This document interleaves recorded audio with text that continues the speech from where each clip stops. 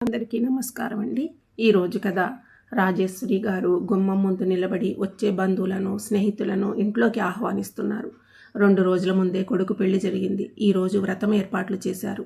ఆ పూజకే అందరినీ ఆహ్వానిస్తున్నారు. బంధువులు స్నేహితులు రావడం పూర్తి అయ్యింది. పూజకు సంబంధించిన ఏర్పాట్లన్నీ పెద్ద కోడలికి సలహాలు సూచనలు ఇస్తున్నారు రాజేశ్వరి గారు. కోడలు తన మొహం గంటు పెట్టుకుని అన్ని ఏర్పాట్లు అత్తగారు చెప్పినట్టే చేస్తుంది. పూజ బాగా జరిగింది. రాత్రి అందరూ భోజనాలు చేసి ఎవరి గదుల్లోకి వాళ్ళు వెళ్ళారు. విసురుగా గదిలోకి వచ్చి చీ వెధవ జీవితం, సంపాదిస్తున్నా కూడా ఇంట్లో పని మనిషిలాగా అన్ని పనులు చేయాల్సి వస్తుంది అంది సునీత చేతుకున్న గాజులు తీసి పక్కన పెడుతూ. తర్వాత చీర మార్చుకుని బెడ్ పైన కూర్చుని చెప్పేది నీకే అంటూ భర్త భుజాలు పట్టి కుదిపింది. అబ్బా సునీత, ఏంటి నీ గోల? ఆఫీసులో అర్జెంటుగా సబ్మిట్ చేయవలసిన ఫైల్స్ ఉన్నాయి, డిస్టర్బ్ చేయకుండా పడుకో అన్నాడు ఆమె భర్త కిరణ్. నా గోడు మీరు పట్టించుకోరని తెలుసు కూడా మీకు చెప్పాను చూడు, నాది బుద్ధి తక్కువ. మీకు చెప్పినా ఒకటే, ఆ గోడకు చెప్పినా ఒకటే అంటూ విసురుగా బెడ్కి అటువైపు తిరిగి పడుకుంది. కిరణ్ను ఒక నిట్టూర్పు విడిచి తన పనిలో తాను పడిపోయాడు. ఆనందరావు రాజేశ్వర్లకి 2 కొడుకులు 1 కూతురు. కిరణ్ పెద్ద కొడుకు, చరణ్ చిన్న కొడుకు, సుమతి కూతురు. ఆ ఇంటి పెత్తనమంతా రాజేశ్వరి గారిది. భర్త కొడుకులు సంపాదించిన సంపాదనంతా ఆమె చేతికి ఇస్తారు. ఆమె ఇంటిని మెయింటైన్ చేస్తుంది. అయితే కోడలు సునీత, ఇప్పుడు కొత్తగా వచ్చిన కోడలు హేమ కూడా జాబ్ చేస్తారు. అందుకే వాళ్ళు కూడా వాళ్ళ శాలరీ అత్తగారికి ఇవ్వాల్సి ఉంటుంది. అయితే ఈ పద్ధతి సునీతకి నచ్చదు. 10 రూపాయలు కావాలన్నా తిరిగి అత్తగారిని అడగడం, ఇంట్లో పని మనుషులలాగా పనిచేయాలి అనే విషయాలు ఆమెకు చికాకు కలిగిస్తున్నాయి. అందుకే భర్తతో తరచూ గొడవ పడుతూ ఉంటుంది. చిన్న కొడుకు పెళ్లి అయ్యి అప్పుడే 3 నెలలు గడిచిపోయాయి. ఈ 3 నెలల్లో ఇంట్లో అందరి మనస్తత్వాలు హేమ అర్థం చేసుకుంది. హేమ వచ్చాక సునీతకి కాస్త పని నుండి విరామం దొరికింది. ఇంటి పనులన్నీ దాదాపు హేమే చూసుకుంటుంది. దాంతో సునీతకి భర్తతో కాస్త గొడవలు కూడా తగ్గాయి. రాజేశ్వరి గారి కేకలు అరుపులు తగ్గాయి. హేమ ఒకరోజు అత్తగారి కాళ్లకు ఆయిల్ మసాజ్ చేస్తూ ఉంది. అప్పుడు సునీత వచ్చి రాజేశ్వరి గారికి కాఫీ ఇచ్చింది. కాఫీ తాగి చాలా బాగుందమ్మా అంది. సునీత ఆశ్చర్యపోయింది. అత్తగారు ఎప్పుడు తను చేసిన ఏ పనిని మెచ్చుకున్న సందర్భం లేదు. ఏంటో ఈ మార్పు అని ఆశ్చర్యపోయి తాగిన కాఫీ కప్పును లోపలికి తీసుకుని వెళ్ళిపోయింది. ఒకరోజు హేమను చూడడానికి వాళ్ళ అమ్మ వచ్చింది. తను తెచ్చిన తినుబండారాలు అవన్నీ అక్కడ పెట్టింది. హేమ అప్పుడే ఆఫీస్ నుండి వచ్చి పక్కన కూర్చుంది. అమ్మా బాగున్నావా? ఇంట్లో అందరూ బాగున్నారా అని అడిగింది. బాగున్నామమ్మా అంది శారద. అమ్మా హేమ, మీ అమ్మ తెచ్చిన తినుబండారాలు మీ గదిలో పెట్టుకుని తినండి అన్నారు రాజేశ్వరి గారు. దానికి హేమ, అదేంటి అత్తయ్య, మన ఇంటికి వచ్చినా ఏమైనా మనమందరం కలిసి తినాలి, వంటగదిలో పెడతాను, ఎవరికి నచ్చినట్టు వాళ్ళు తింటారు. అయినా మీకు తెలుసు కదా, నాకు అలా ప్రైవేట్గా పెట్టుకోవడం ఇష్టం ఉండదని. రాజేశ్వరి గారు హేమ మాటలకు ఆనందంగా నవ్వారు. ఇంకేంటి వదిన విశేషాలు? హేమ వచ్చిన తర్వాత నాకు చాలా ఆనందంగా ఉంది. ఎందుకంటే అన్ని విషయాలలో కలుపుకుపోయి తిరుగుతుంది. ఇంటి పని అంతా ఒక్క చేతితో చేసినా కూడా ఎక్కడా మనిషి మొహంలో అలసట ఉండదు. ఎప్పుడూ నవ్వుతూ లక్ష్మీదేవిలాగా ఉంటుంది. మా ఇంటికి మహాలక్ష్మిని పంపారు వదిన మీరు. నవ్వుతో కోడలను మెచ్చుకుంది. శారద గారికి చాలా ఆనందంగా అనిపించింది. అత్తగారి మెప్పు పొందడం అంత సామాన్య విషయం కాదు. అది తన కూతురు సాధించిందని ఆమెకు ఎంతో గర్వంగా అనిపించింది. రేపు ఎలాగూ శని ఆదివారాలు కాబట్టి మీరు ఈ 2 రోజులు ఇక్కడే ఉండండి వదినా అంది రాజేశ్వరి. అమ్మాయి కూడా సెలవులు కాబట్టి తను ఉంటుంది ఇంట్లో. అప్పుడు మీకు కాస్త మీ కూతురితో గడిపినట్లుగా ఉంటుంది. సరేనా వదినా? అలాగే వదినా, నీ ఇష్టం అన్నారు శారద గారు. రోజు రాత్రికి అందరూ భోజనానికి కూర్చుంటారు. సునీత హేమ అందరికీ వడ్డిస్తూ ఉంటారు. భోజనం పూర్తయిన తర్వాత అందరూ కాసేపు హాల్లో కూర్చుంటారు. అందరూ తిన్న తర్వాత సునీత హేమ కూడా భోజనాలు పూర్తి చేసుకుని హాల్లోకి వస్తారు. హేమ వస్తూ అత్తగారికి పల్చని మజ్జిగ తీసుకొని వచ్చి ఇచ్చింది. అబ్బా, ఇప్పుడు ఈ మజ్జిగ ఎందుకమ్మా? ఇప్పుడే కదా భోజనం చేశాను. నాకు ఇప్పుడు ఏమీ తాగాలి అనలేదు, తీసుకువెళ్ళిపో అన్నారు ఆవిడ. మీరు రోజు వద్దని అంటారు, నేను రోజు తాగిస్తూనే ఉంటాను. ఇవాళ కూడా ఇదే జరుగుతుంది. మీరు ఖచ్చితంగా ఈ మజ్జిగ తాగాల్సిందే. డాక్టర్ గారు ఏం చెప్పారు మీకు? అల్సర్ ఉన్నవారు పడుకోబోయే ముందు మజ్జిగ తాగాలి, కడుపుకి మంచిదని చెప్పారా లేదా? మీరు తాగకపోవడం వల్ల మీ కడుపు మంట వస్తుంది కాబట్టి ఇది తాగితే బాగుంటుంది, హాయిగా నిద్ర వస్తుంది, తాగండి అంటూ గ్లాస్ బలవంతంగా చేతికి ఇచ్చింది.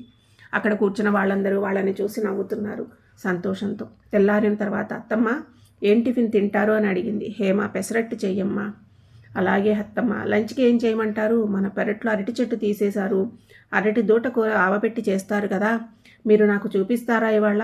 నేను కూడా నేర్చుకుంటాను అత్తమ్మ అంది హేమ. దానికేం భాగ్యం, నువ్వు వెళ్ళి అన్నీ రెడీ చేసుకో, నేను ఇప్పుడే వచ్చేస్తాను. తొందర లేదు అత్తమ్మ, మీరు నిదానంగా మీ పూజ చేసుకుని రండి, ఈలోపు నేను టిఫిన్ పూర్తి చేస్తాను అంటూ అక్కడి నుంచి లేచి వెళ్ళింది హేమ. సునీత తన భర్త పనులు చేస్తూ గదిలోనే ఉండిపోయింది. అయితే అత్తగారిని అరటి తోట కూర గురించి అడిగిన కూతుర్ని చూసి శారద ఆశ్చర్యపోయింది. ఆవిడ ఎందుకు ఆశ్చర్యపోయింది మీకు తర్వాత చెప్తాను. రాజేశ్వరి గారు పూజ పూర్తి చేసుకుని కోడలకు కూర నేర్పాలని వంటగదిలోకి వెళ్ళారు. అప్పటికి కూర కోసం అన్ని ఏర్పాట్లు చేసుకుని అత్తగారి కోసం ఎదురు చూస్తూ అత్తగారు రాగానే కర్రీ ఎలా తయారు చేయాలో నాకు నేర్పించండి అంటూ అత్తగారి ఆధ్వర్యంలో ఆ కూరని విజయవంతంగా పూర్తి చేసింది. అమ్మయ్య, అయినా మీకు ఎంతో ఓపిక అత్తమ్మ, ఇంత బాగా నేర్పారు. థ్యాంక్ యూ అత్తమ్మ అంది హేమ రాజేశ్వరి గారితో. రాజేశ్వరి గారు ఆనందంతో ఉప్పొంగిపోయారు. ఆ రోజు సాయంత్రం హేమ అకౌంట్లో శాలరీ పడింది. అది చూసుకున్న హేమ వెంటనే అత్తగారి దగ్గరికి వచ్చి, అత్తమ్మ నాకు శాలరీ అకౌంట్లో పడింది, మీ అకౌంట్లోకి ట్రాన్స్ఫర్ చేస్తున్నాను, మీరే ఇంటి వ్యవహారాలన్నీ చూసుకోవాలి. ఇప్పుడు చిన్నపిల్లలం కదా, మాకు ఎందుకు ఈ డబ్బు మెయింటెనెన్స్ తలనొప్పులు చెప్పండి అంటూ తన అకౌంట్లో అమౌంట్ అంతా కూడా అత్తగారికి ట్రాన్స్ఫర్ చేసేసింది ఆవిడ కళ్ళెదురుగానే.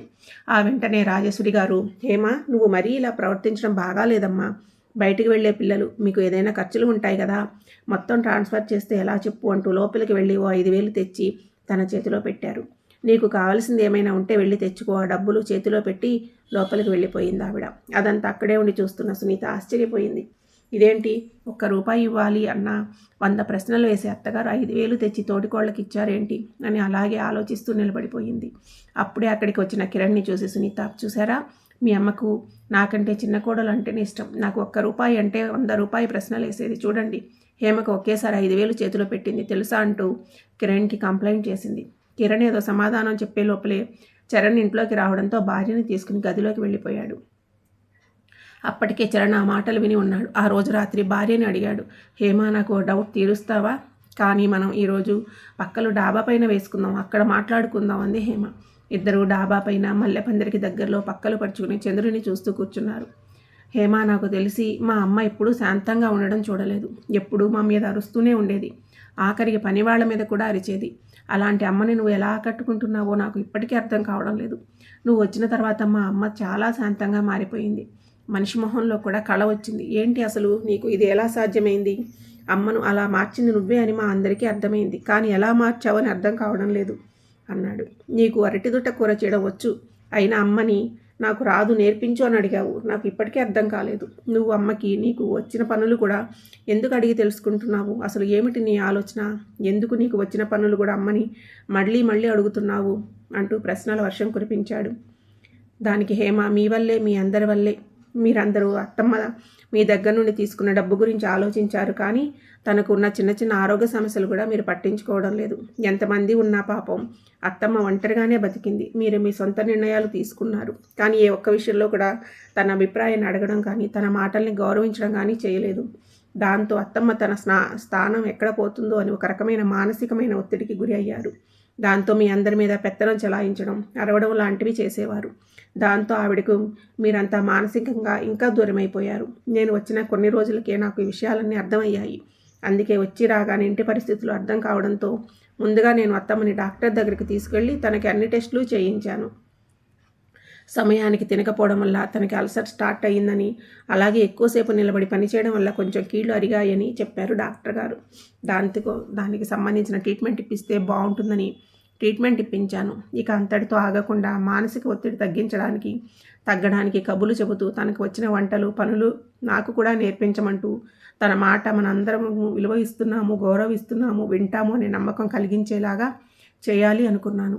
అందుకే అలాగే ఆమెకి దగ్గరగా ఉంటూ ఆవిడకి ఉన్న సమస్యలను అర్థం చేసుకుని తనలో మార్పు వచ్చేలాగా ప్రయత్నించాను. నేను కోరుకున్నట్టుగానే ఆవిడ ప్రవర్తనలో, ఆరోగ్యంలో చాలా మార్పు వచ్చింది. అందుకే ఇల్లు ఇప్పుడు ప్రశాంతంగా ఉంది. కానీ ఇంకా అక్కకి ఈ విషయం అర్థం కావడం లేదు. అక్కకి ఈ విషయాల్ని ఎలా చెప్పాలో నాకు అర్థం కావడం లేదు. అక్క కూడా అర్థం చేసుకుంటే మార్పు వస్తే ఇంకా బావగారు వాళ్ళ జీవితం కూడా సంతోషంగా ఉంటుంది. అత్తమ్మకి అక్కకి నచ్చ చెప్పలేక బావగారు నలిగిపోతున్నారు. అక్క మనసును ఎలా మార్చాలని నేను ఆలోచిస్తున్నాను అని అంది. వీళ్ళు ఇలా మాట్లాడుకునేటప్పుడు ఇంతలో వెనక నుండి చప్పట్ల శబ్దం వినపడింది. తిరిగి చూస్తే కిరణ్, సునీత అక్కడే నిలబడి ఉన్నారు. సునీత పరిగెత్తుకుంటూ వచ్చి హేమను వాటేసుకుంది. ఇంత మంచి విషయాలు చెప్పావమ్మా, నీకంటే ముందుగా ఇంటి కోడలుగా వచ్చినా, నీకంటే పెద్దదాన్ని అయినా నువ్వు ఆలోచించినట్టుగా ఈ ఇల్లు నా ఇల్లు అని నేను ఆలోచించలేకపోయాను. అత్త అంటే మనందరికీ అమ్మ అని నేను ఆలోచించలేకపోయాను. నన్ను క్షమించమ్మా. ఈ రోజు నుంచి నేను కూడా అత్తమ్మలోని అమ్మని చూసుకుంటాను. నువ్వు నాలో కోరుకున్న మార్పు ఈ రోజు నుంచి వచ్చింది. నీకు సంతోషమే కదా హేమ అంటూ కన్నీళ్లు పెట్టుకుంది సునీత. నలుగురు ఆనందంగా కిందకి దిగి వెళ్ళిపోయారు. తెల్లవారిన తర్వాత సునీత తన శాలరీ డబ్బులన్నీ తెచ్చి అత్తగారికి ఇచ్చింది. రాజేశ్వరి ఆశ్చర్యంతో కోడల్ని చూసింది. ఏంటమ్మా, నువ్వే నాకు డబ్బులు తెచ్చి ఇస్తున్నావు? ఎప్పుడు వాడితో కదా నువ్వు నాకు డబ్బులు పంపిస్తావు అంది. అప్పుడు సునీత, నన్ను క్షమించండి, మీ గొప్పతనాన్ని తెలుసుకోలేకపోయాను. మీరు మా డబ్బులు మీ చేతుల్లో ఉంచుకుని మాకు ఖర్చులకు ఇవ్వడం లేదని మీ మీద కోపం పెంచుకున్నాను. కానీ మీరు మా కోసం, మా పిల్లల కోసం ఆ డబ్బుని జాగ్రత్త పరుస్తున్నారు అని తెలుసుకోలేకపోయాను. ఈ రోజు నుంచి నా బాగోగులు కూడా మీరే చూసుకోవాలి అత్తమ్మ అంది. రాజేశ్వరి గారికి అర్థమైంది ఈ మార్పుకి కారణం చిన్న కోడలు అని. అప్పుడు సంతోషంతో ఇద్దరు కోడళ్లను దగ్గరకు తీసుకుని ముద్దులు పెట్టుకుంది. అప్పుడే ఇద్దరు కొడుకులు కూడా రాజేశ్వరి గారి దగ్గరికి వచ్చి, మేము నీ ఆరోగ్యాన్ని పట్టించుకోలేదు, నువ్వు మా మీద పెత్తనం చెలాయిస్తున్నావు, అరుస్తున్నావు, విసిగిస్తున్నావు అని మాత్రమే అనుకున్నాము. కానీ నువ్వు మా కోసమే కష్టపడుతున్నావని తెలుసుకోలేకపోయాము అంటూ వాళ్ళ అమ్మ కాళ్ళకి దండం పెట్టారు. అక్కడే కూర్చుని పేపర్ చదువుతున్న ఆనందరావు ఆ సంతోషాన్ని చూస్తూ ఆనంద బాష్పాలు రాల్చారు. అప్పుడు సునీత, మీకోసం ఇంకొక శుభవార్త ఎదురు చూస్తుంది అత్తమ్మ అంది సంబరంగా. ఏంటమ్మా అది అంది రాజేశ్వరి గారు. మీకు తొందరలోనే ఒక వారసుడు రాబోతున్నాడు అని అది మీ చిన్న కోడలు మీకు ఇస్తుంది బహుమతిగా. ఆ మాట వినగానే రాజేశ్వరి గారు సంతోషంతో నిజమా అమ్మ అంటూ హేమాని దగ్గరకు తీసుకుని గట్టిగా వాటేసుకున్నారు. సునీత లోపలికి వెళ్ళి స్వీట్స్ బాక్స్ తీసుకువచ్చింది. రాజేశ్వరి ఆనందరావులను పక్కనే నిలబెట్టి వాళ్ళు అందరూ ఆశీర్వాదం తీసుకున్నారు. అందరూ ఆనందంగా ఉన్నారు. ఇప్పుడు కిరణ్, అమ్మ, హేమ, నీకు పాప కావాలా బాబు కావాలా? బాబు పాప ఇద్దరూ కావాలి బావగారు. బాబుని ఇస్తే మామయ్య ఫీల్ అవుతారు, పాపను ఇస్తే అత్తమ్మ ఫీల్ అవుతారు కదా. అందుకే ఇద్దరిని ఇస్తే అత్తమ్మ మామయ్య ఇద్దరినీ చూసుకుంటూ హ్యాపీగా గడిపేస్తారు అని అంది. దాంతో ఒక్కసారిగా అందరూ పక్కున నవ్వారు. ఇంకా ఇంటిలోకి బుడిబుడి అడుగులతో రాజేశ్వరి వస్తుందో లేదా బుజ్జి బుజ్జి ఆనందరావు వస్తాడో ఎవరికీ తెలియదు. కానీ అందరూ చాలా సంతోషంగా ఉన్నారు. తన తోడుకోడలు హేమ చాలా తెలివైంది. పరిస్థితులను చక్కగా అర్థం చేసుకుంది. తను ముందే ఇంటికి వచ్చిన వయసులో పెద్దదైన అర్థం చేసుకోలేకపోయింది. నిజమే, తను చెప్పిందంతా కూడాను. ఎవరైనా సరే బయట ఇంటి నుంచి మన ఇంటికి వచ్చిన కోడల్ని కూతురులాగా చూసుకోవాలి. అలాగే కోడళ్ళు మనం వెళ్ళిన ఇంటిని, అక్కడ ఉన్న మనుషుల్ని మనం మనవాళ్ళు అనుకోవాలి. అత్తమ్మ అనే పదంలోనే అమ్మ అనే పదం ఉంది కాబట్టి అత్తగారు కోపంతో మనల్ని ఏదైనా అన్నా, అప్పుడు అమ్మ మనల్ని ఏదైనా మాటలు అన్నప్పుడు మనం ఎలా క్యాజువల్గా తీసుకుంటాము, అలాగే అత్తగారి మాటలు కూడా తీసుకుంటే మనం వాళ్ళని ప్రేమించిన రోజున ఏదో ఒక రోజు ఒకవేళ ఆవిడలో తప్పు ఉంటే ఆవిడ రియలైజ్ అవుతారు. అయ్యో, నేను నా కోడలను ఎన్ని మాటలు అన్నాను, తను నన్ను ఎంతో ప్రేమగా చూస్తుంది అని. తను కూడా మనని ఎంతో ఆదరిస్తుంది, ప్రేమతో చేరదీస్తూ ఉంటుంది. కాబట్టి కాస్త ఓపిక, నేర్పు, సమయస్ఫూర్తి ఉండాలి. 20 ఏళ్ళు పెరిగిన మన పుట్టింటిపై మనకు ఎంతో ప్రేమ, అనురాగాలు ఉంటాయి. అక్కడ మన నాన్నదమ్ములు, తల్లిదండ్రులు మనతో ఎలా మాట్లాడినా మనం సర్దుకుపోతాము, వాళ్ళతో ప్రేమగా ఉంటాము. వాళ్ళ మీద ప్రేమ మనకి విరిగిపోదు. మరి అత్తింటి విషయంలో అత్తింటి వారిని ఎందుకు మనం శత్రువులుగా భావిస్తున్నాము? ఇదే కదా మన అసలైన ఇల్లు. ఇంటి పేరుని మోస్తాము, ఇంటికి వంశాంకురాన్ని ఇస్తాము. అయినా కూడా మనం ఎందుకు ఇంటిని మన ఇల్లు అని ఎందుకు అనుకోలేకపోతున్నాం? ఇది మన అందరం ఆలోచించిన విషయం అనుకుంది సునీత మనస్ఫూర్తిగా.